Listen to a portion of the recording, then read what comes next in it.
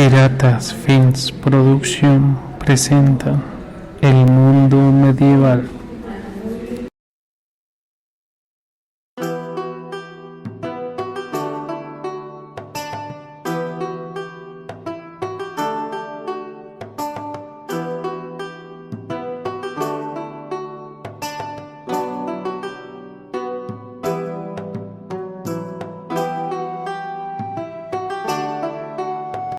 La Edad Media. Muchos piensan que la Edad Media fue un periodo oscuro en el que no pasó mucho y que se llama así porque quedó colgando en medio del esplendor de la antigua Roma y el mundo moderno. Es decir que para muchos la Edad Media fue un bache en la historia, un periodo de transición, como un sótano oscuro en el que el hombre permaneció oculto y del que salió nuevamente a la luz recién allá por el año 1500, cuando renacieron aquellas ideas de la antigüedad que habían hecho tan brillantes las épocas de Grecia y de Roma.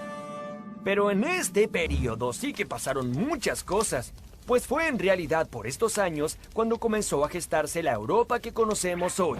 España, Francia, Italia, Alemania, Gran Bretaña, los Países Bajos, toda Escandinavia, Austria, Hungría son descendientes de aquellos famosos pueblos bárbaros que ocuparon estos territorios luego de la caída del Imperio Romano.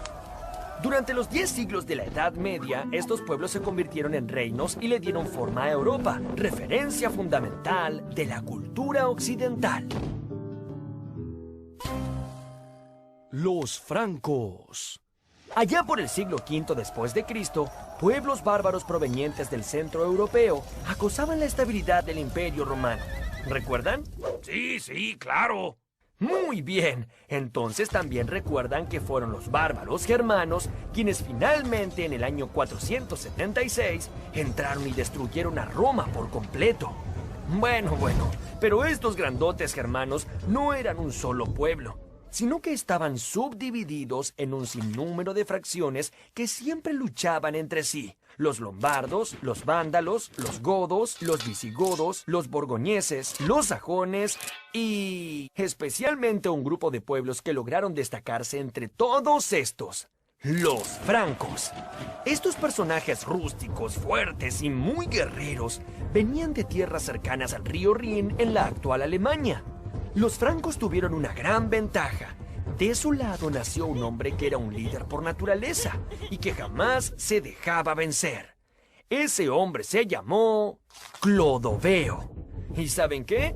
Comenzó a liderar a su pueblo con tan solo 16 años.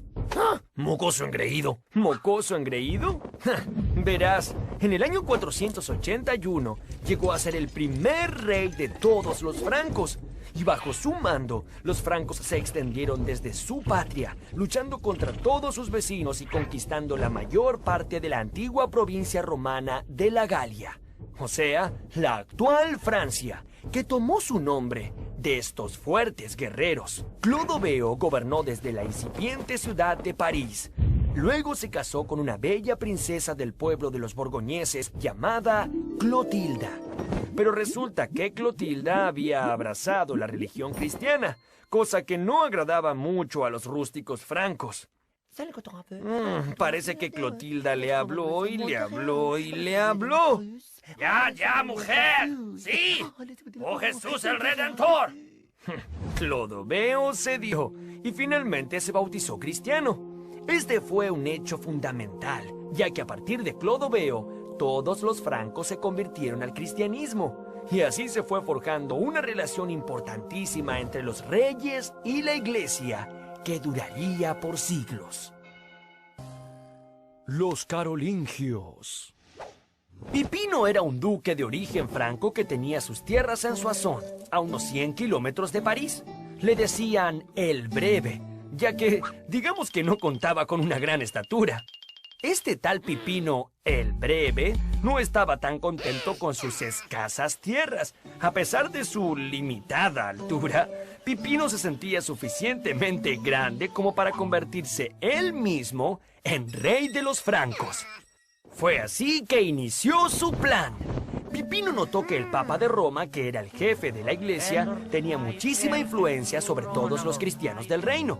Entonces mandó ejércitos a Italia para defenderlo de invasores y agresores, permitiéndole crear los estados pontificios, que eran algo así como el reino de la iglesia.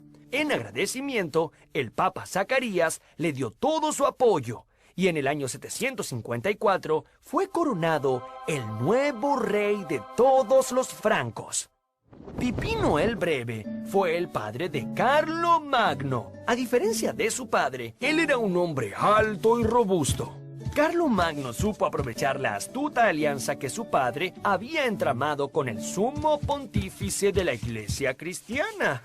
Entonces envió nuevos ejércitos a Roma, y estos hicieron aún más extensos y poderosos los territorios gobernados por el Papa. En retribución, el Papa nombró a Carlomagno Romanorum Ecclesia Protector.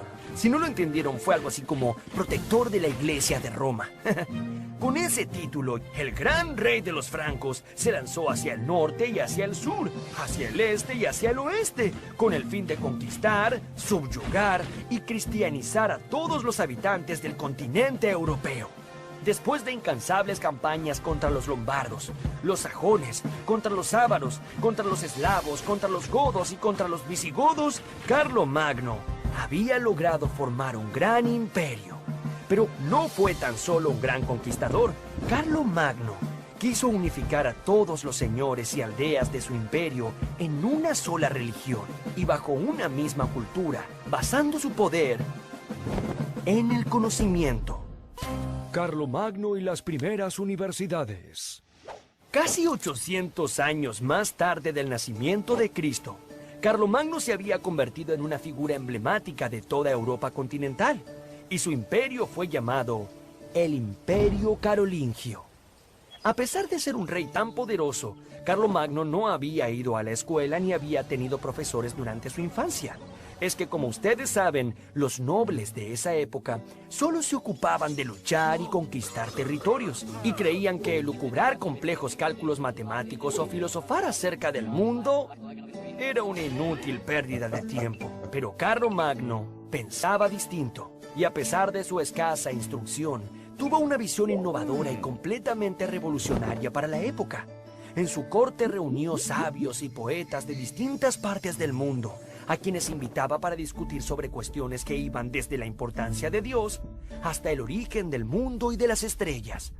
Él mismo aprendió a hablar el latín, que era el idioma de los antiguos romanos, y obligó a que sea enseñado en muchas iglesias y monasterios de su imperio.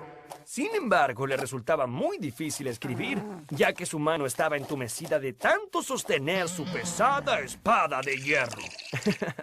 Los monjes tenían a su cargo documentar todos esos conocimientos universalistas que allí se enseñaban. Este fue el origen de las universidades, tal como las conocemos hoy. 2 siglos después de Carlomagno, de aquellos monasterios, nacieron muchas universidades, por ejemplo, la Universidad de Bolonia, en Italia, que fue fundada en el año 1088 y es la más antigua de Europa, o la de Oxford, en Inglaterra, que fue creada en el año 1096. La coronación de Carlomagno. En la noche de Navidad del año 800, Carlomagno se hallaba rezando en la Basílica de San Pedro, en Roma. El Papa León III se le acercó, y mientras todo el pueblo se arrodillaba ante él, lo coronó emperador del Imperio Romano Germánico. Así, el gran reino de Carlomagno se transformaría en un imperio que quiso hacer revivir la grandeza del antiguo Imperio Romano. La enorme diferencia era que los soberanos de este imperio no eran romanos, sino germanos. Sí, aquellos mismos que siglos antes habían destruido a Roma, pero que ahora, con sus estratégicas alianzas con el Papa, habían decidido cristianizar y volver a unificar a toda Europa.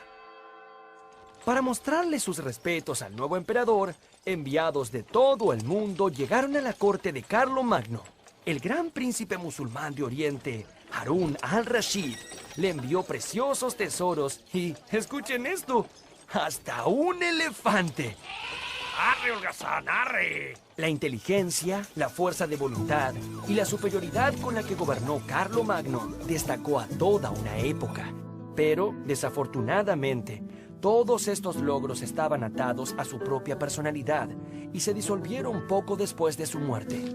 14 años después de su coronación, en el año 814, el imperio fue repartido entre sus 3 nietos y pronto se descompuso en los reinos de Alemania, Francia e Italia. Las escuelas creadas por Carlomagno decayeron y el arte de leer y escribir se mantuvo aislado en algunos monasterios dispersos. El Sacro Imperio Romano de la nación alemana, la gran obra de Carlomagno, no perduró por mucho tiempo. Y en los siglos posteriores, Europa volvió a caer en guerras e invasiones incesantes que imposibilitaron cualquier esfuerzo de unidad y crecimiento común. Este, que fue el principal objetivo de Carlomagno, sigue siendo hoy uno de los principales anhelos de todos los estados que componen a Europa en la actualidad.